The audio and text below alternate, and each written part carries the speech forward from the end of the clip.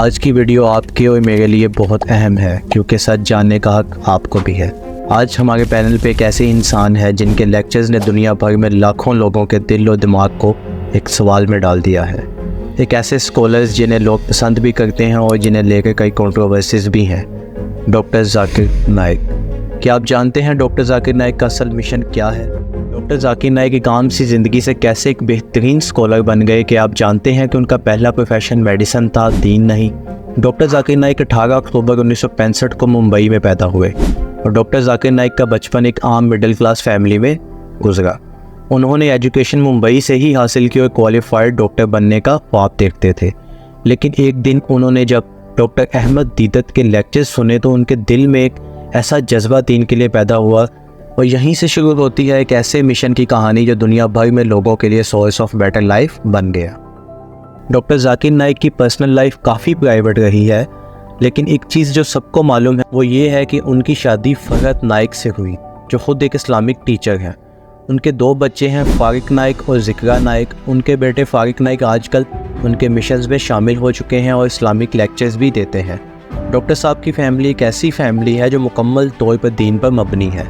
یہ same vision کی بات ہے جو اللہ پاک نے ان کو ان کی محنت کے بدلے سے نوازا ہے۔ ایک کوالیفائڈ ڈاکٹر ہونے کے باوجود ڈاکٹر ذاکر نائک نے اپنے کیریئر سوئچ کیا اور اپنی زندگی کو اسلام کی دعوت اور کمپیریٹیو ریلیجن کا مطالعے پر لگا دیا۔ انہوں نے 1991 میں اسلامک ریسرچ فاؤنڈیشن کی بنیاد ڈالی اور دنیا بھر میں اپنے لیکچرز دینے لگے۔ ان کا وے آف ٹاکنگ ایک دم الگ تھا۔ یہ صرف اسلامک پوائنٹ آف ویو سے نہیں بلکہ سائنس اور لاجک کے ساتھ ریلیجن کو کمپیئر کرتے تھے، کیونکہ وہ جانتے تھے کہ آج کے لوگ ریلیجن کو چھوڑ کے لاجک اور سائنس پر زیادہ بلیو کرتے ہیں۔ آج کے زمانے میں جب لوگ ریلیجن کو الگ کرتے ہیں تو ڈاکٹر ذاکر نائک نے اسے ماڈرن سائنس کے ساتھ ملا کر ایسے لاجک دیے جو لوگوں کے ذہنوں میں عقل کو دنگ کر دیتے تھے۔ ڈاکٹر ذاکر نائک کے لیکچرز نے ایک طرف لوگوں کو اسلام کی سچائی سمجھانے کا راستہ دکھایا تو دوسری طرف ان کی ہر بات کو سیدھے طریقے سے بولنے کا انداز کئی کنٹروورسیز میں بدل گیا۔ لیکن کیا یہ کنٹروورسیز ان کے مشن کا حصہ تھی یا یہ غلط فہمی تھی؟ آئیے جانتے ہیں۔ میں جس ریئلٹی کو سامنے لانا چاہتا ہوں، پلیز کوئی بھی انڈین بھائی اس سے اوفینڈ نہ ہو ایکسیپٹ انتہا پسند لوگوں کے۔ کئی ملکوں میں ان کو بین بھی کیا گیا اور ان پہ ایلیگیشنز بھی لگے گئے۔ کچھ ان کے بیانات سے ریسزم اور ڈائیورژن پروموٹ ہوتی ہے۔ ڈاکٹر ذاکر نائک کو انڈیا میں اس قدر پاپولیرٹی ملنے لگی تھی کہ وہ خود تو مسلم تھے بٹ ان کو ہندو اور کرسچن زیادہ فالو کرتے تھے۔ کچھ کرسچنز اور ہندو لوگوں کا کہنا تھا کہ ڈاکٹر ذاکر نائک کو ہم نے جب ان کے لیکچر سنے اور ان کو پہلی دفعہ دیکھا، ہم نے اپنی پوری زندگی میں اپنے ریلیجن کو اتنا نہیں جانتے تھے جتنا ہم ان کے لیکچر سے جان پائے ہیں، جس کا خوف ہمیشہ مسلم ہندو انتہا پسند اور وہاں کی گورنمنٹ کو ہر وقت تھا کہ کہیں ان کے ہاتھوں سے وہ جھوٹ کی حکومت نہ چلی جائے اور ان کا منجن بکنا بند نہ ہو جائے۔ بیکاز جب بھی عوام کو زندگی کی اصل حقیقت کا پتہ چلنا تھا تو انہوں نے کرنٹ نیگیٹو ایشوز کے خلاف ایکشن لینا تھا، جس کی وجہ سے انڈیا سے باباؤں کا منجن اور گورنمنٹ کی انتہا پسندی ختم ہو جانی تھی۔ اس لیے 2016 میں انڈیا میں ان کی سپیچز کو لے کر ان کے خلاف لیگل ایکشن لیا گیا، جس کے بعد انہوں نے پرماننٹ انڈیا کو الوداع کہہ دیا۔ اور اس دن انڈیا کے لوگوں نے ایک ایسے انسان کو کھو دیا جو بغیر کسی ذاتی مفاد سے ان کی زندگیوں کو بدلنا چاہتا تھا۔ بٹ آج بھی جو ہندو اور کرسچنز ان کو فالو کرتے ہیں، جو انڈیاز ان کو چاہتے ہیں، وہ کبھی ان کے خلاف ایک لفظ نہیں سن سکتے۔ آج وہ ملیشیا میں سیٹلڈ ہیں لیکن ان کا مشن پہلے سے زیادہ پھیل چکا ہے۔ لیکن کیا یہ کنٹروورسیز ان کے مشن کا حصہ تھی یا یہ غلط فہمی تھی؟ I request to all Indian brothers and sisters, comment section آپ کا ہے۔ ریئلٹی جاننا ہم سب کا فرض ہے۔ We are waiting for your response. Doctor Zakir Naik نے اپنے کام سے دنیا بھر میں کئی ایوارڈ جیتے ہیں۔ انہیں King Faisal International Prize for services to Islam دیا گیا، جو اسلامک ورلڈ کا ایک بہت بڑا ایوارڈ ہے۔ انہوں نے دنیا کے کئی ڈیفرنٹ ملکوں میں لوگوں کے دل جیتے، لیکن یہی کام ان کے لیے کئی جگہ مشکلیں بھی لے کر آیا۔ کیا آپ جانتے ہیں کہ ملیشیا میں انہیں ایک VIP اسٹیٹس دیا گیا ہے؟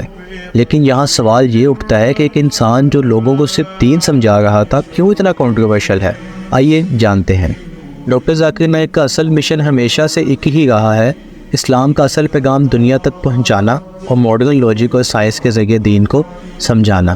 ان کے ٹی وی شو پیس ٹی وی کو آج بھی کروڑوں لوگ دیکھتے ہیں۔ لوگ صرف مسلمز نہیں بلکہ کرسچنز، ہندوز اور دوسرے ریلیجنز کے لوگ بھی ان کو فالو کرتے ہیں اور ان کے لیکچرز سنتے ہیں۔ یہاں ایک انٹرسٹنگ بات یہ ہے کہ جو لوگ ان پر کرٹیسزم کرتے ہیں ان کا کہنا ہے کہ ڈاکٹر ذاکر نائک صاحب کا طریقہ اگریسو ہے۔ ہندو اور کرسچن اسکالرز کہتے ہیں کہ وہ اپنے ریلیجن کا غلط استعمال کرتے ہیں۔ لیکن مسلم ورلڈ میں انہیں ایک اسکالر کی طرح دیکھا جاتا ہے۔ حالیہ چند روز پہلے ڈاکٹر صاحب 1 مہینے کے لیے پاکستان دین کی تبلیغ کے لیے آئے ہیں، مگر جیسے ہی یہ خبر پاکستان کے مولویوں اور بابا لورز کو معلوم ہوئی تو ان کا ریئیکشن بھی سیم انڈیا کے انتہا پسندوں والا ہی ہے۔ کچھ جاہل مولوی ان کے ڈریسنگ سینس سے ان کو یہودی ایجنٹ کہتے نظر آتے ہیں اور کچھ ان کے عقیدے پہ انگلی اٹھاتے نظر آتے ہیں۔ یہ پرچی ہے کہ ڈاکٹر ذاکر نائک صاحب کے بیانات لوگ سنتے ہیں۔ ڈاکٹر ذاکر نائک صاحب عالم نہیں ہیں، حافظ نہیں ہیں، قاری نہیں ہیں، مفتی نہیں ہیں، محدث نہیں ہیں، وہ صرف ہندوؤں کے خلاف مناظر ہیں، عیسائی یہودیوں کے خلاف مناظر ہیں۔ اگر تم نے عیسائی اور یہودیوں کا مسئلہ سننا ہو تو وہاں سے سن لو، دین کا مسئلہ پوچھنا ہو تو علماء سے پوچھ لو۔ اس لیے ٹی وی والے انجینئر مرزا کو بھی نہیں سنیں گے، جہلم والے انجینئر کو بھی نہیں سنیں گے۔ تو جو عالم ہو تو وہ آ کر بات کرے نا، جو عالم نہیں ہو، آج ٹکٹو میں ڈگر ہو اور وہ ہمارا ابا بیٹھ کے ہمیں سمجھائے، ہم ایسی بات نہیں کرتے۔ علم یہاں سے پوچھیں گے۔ ہندوؤں کے خلاف مناظرہ کرنا ہوگا تو ڈاکٹر ذاکر نے، کیونکہ وہ جانتے ہیں کہ ڈاکٹر صاحب کی وجہ سے ان کا منجن بھی بکنا بند ہو جائے گا، اور وہ لوگ کیا کھائیں گے کیونکہ ان کا سورس آف انکم تو ایک ہی ہے، بدعت اور گمراہی کا منجن بیچنا۔ ابھی تو ہم بہت سے ویڈیوز اور احتجاج بھی دیکھیں گے۔ ان کی بھی کوشش یہی ہوگی کہ جیسے انڈیا والوں نے ڈاکٹر صاحب کے خلاف ایکشن لیا، ویسے ہی یہ بھی اپنے ملک سے ڈاکٹر صاحب کو نکالنے کے لیے سیم حرکتیں کریں گے تاکہ ان کی دکانیں بند نہ ہوں۔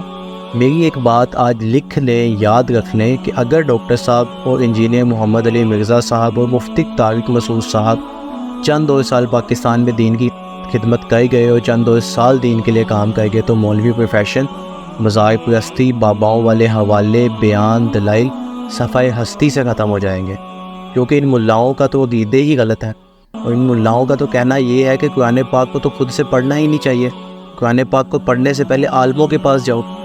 پھر یہاں پہ سوال یہ اٹھتا ہے کہ ڈاکٹر اسرار احمد نے آج سے اتنے سال پہلے کیوں کہا تھا کہ آپ نے مولوی پروفیشن کریٹ ہی کیوں کیا؟ کیونکہ آپ دین کو خود بھی پڑھ سکتے ہیں۔ ان کا کہنا یہ تھا کہ اگر آپ ڈاکٹر کی پڑھائی، MBBS کی پڑھائی، کمپیوٹر سائنس کی پڑھائی کرتے ہیں تو آپ دین کو بھی پڑھ سکتے ہیں۔ خود کیوں نہیں پڑھتے دین کو؟ آپ نے ڈاکٹری پڑھی، آپ نے انجینئرنگ پڑھی، آپ نے MBA کیا، آپ نے کمپیوٹر سائنس کے اندر MSc کیا، آپ کیوں نہیں پڑھتے؟